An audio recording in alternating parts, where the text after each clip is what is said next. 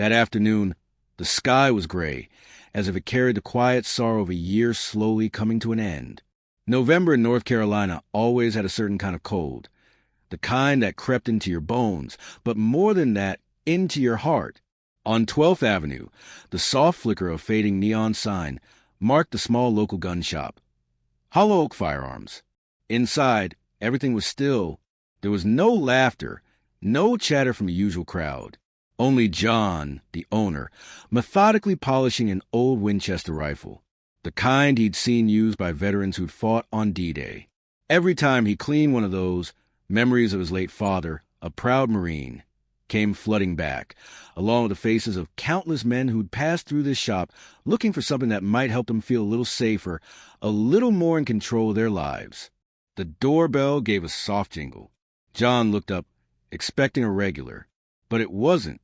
A young woman stepped inside, small frame, faded gray sweater, worn-out jeans, straight brown hair falling to her shoulders. No makeup, no rush, and none of the curiosity or excitement you usually saw in someone walking into a gun store for the first time. She simply walked to the counter and stood there, hands clasped, eyes lowered to the glass case where the handguns were displayed in neat rows. And then, in a voice that barely rose above a whisper but was firm and clear, she asked, "Do you have the cheapest handgun?" John heard every word. It was a simple question, one he'd heard dozens of times. But this was different. Something in the way she said it, quiet, but completely void of life, sent a chill through his spine. Her voice wasn't curious. It wasn't firm. It wasn't even anxious. It was empty. John gently set down the Winchester on the workbench behind him. In that instant, he felt something familiar stir deep inside.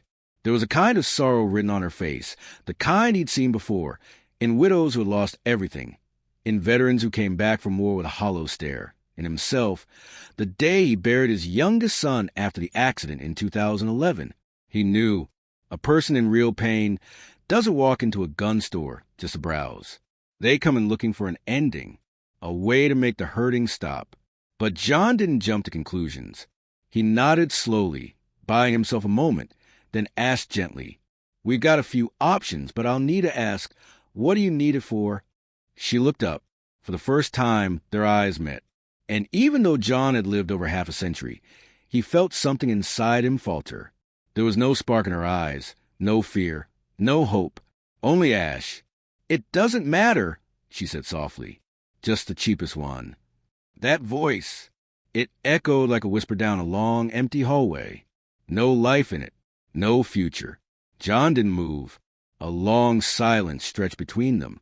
In the background, the old wall clock ticked faintly, marking time as if to remind him that every second counted. He nodded again, slowly, not out of agreement, but to keep her talking. His instincts were firing off like alarms. He tried to recall every bit of training, every story he'd read, every conversation he'd had with first responders. He'd seen this before. Years ago, a well-dressed man came into the same store. Calm, polite, asked for something easy to use, low recoil. John remembered selling him a revolver. The next day, police showed up. The man had taken his own life after dropping his daughter off at school. No note, no warning. And now, here was this young woman, frail, sad, asking the same question. Not because she wanted to live, but because she was getting ready to stop. John didn't say another word. Sometimes, silence is the only way to let someone know they're truly seen. That in that moment, even if no one else has noticed their pain, you have, and maybe, just maybe, that's enough to hold them back from the edge. That single question, so quiet and so haunting, would stay with John long after she left. He had sold hundreds of guns over the years, but he would never forget this moment, when a stranger walked in, asked for the cheapest handgun, and unknowingly held a man's heart in the palm of her hand.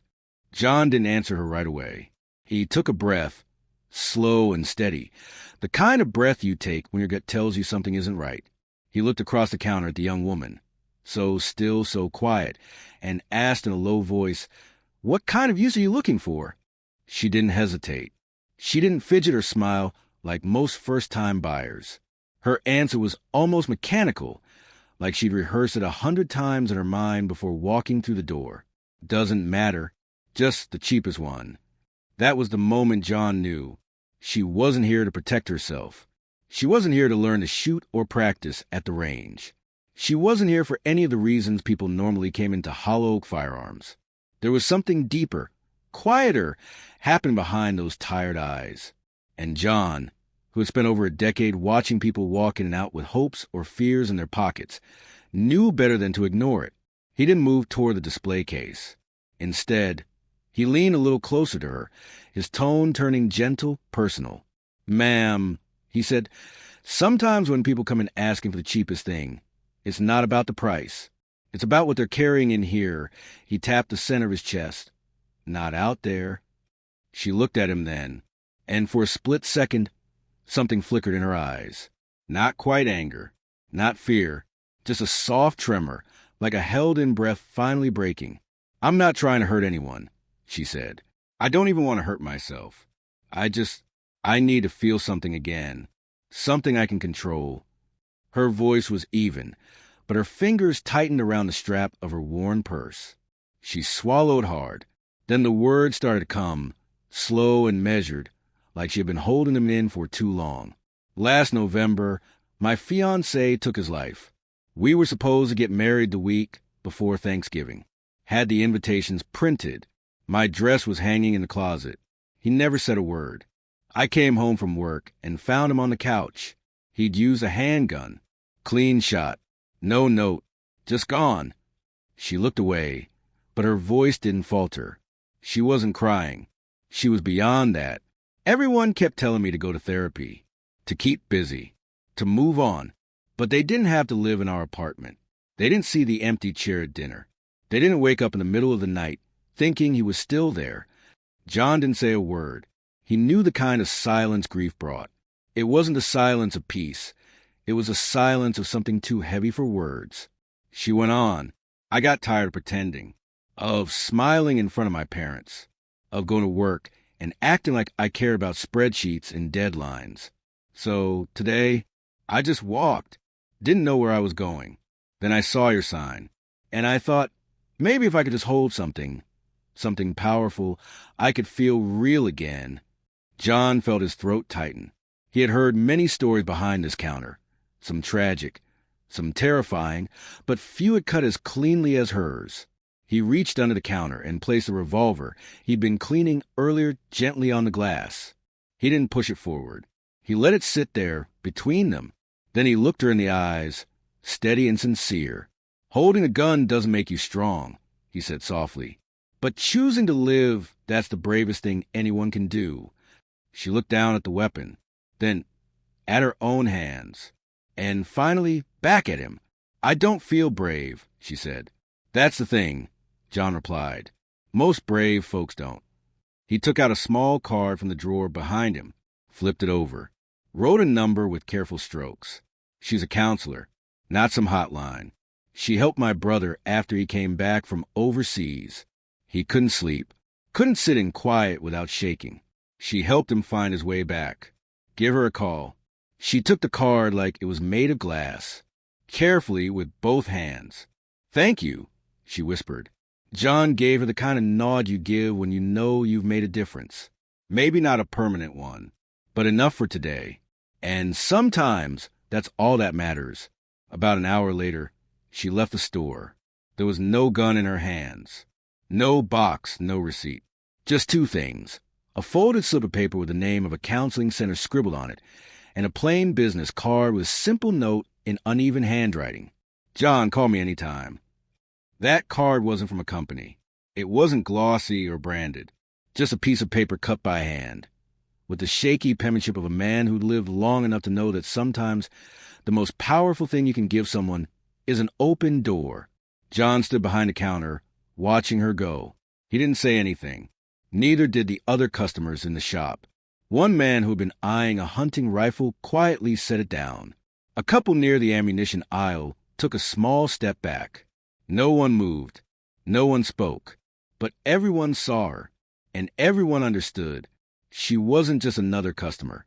She was someone standing at the edge, unsure whether to take a step forward or a step back, and they had all witnessed the moment she chose to stay. Outside, the sky was still overcast, the air crisp, touched with the quiet chill of late autumn. She adjusted the collar of her worn coat and tucked the card into her pocket, holding it for just a second longer than necessary. Then she turned back to glance at the store just once, not because she forgot something, but because sometimes you look back at the only place where you felt safe, even if just for a moment. John gave her a small nod.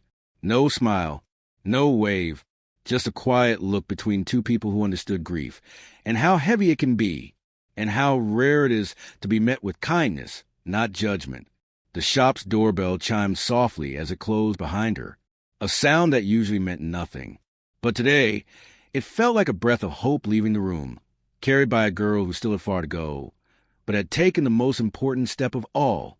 Back at the counter, the small revolver still lay untouched on the glass, the one John had placed there so carefully, not to offer, but to remind that choices exist, that power doesn't always lie in the trigger, but in the decision to live, even when it hurts.